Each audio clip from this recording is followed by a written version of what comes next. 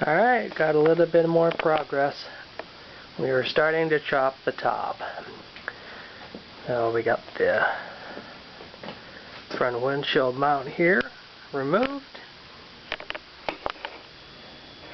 Got all the glass cut away.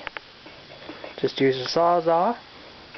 Got underneath there and just cut it. And the top basically just peeled it up and that came off. Alright. Got it cut there. Still got the back window on.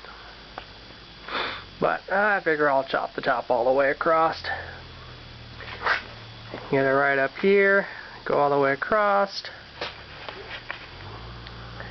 Get both these bars taken off.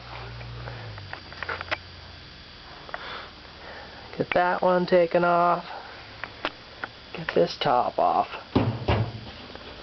That way it'd be easier to actually walk around my car, because I can walk through it.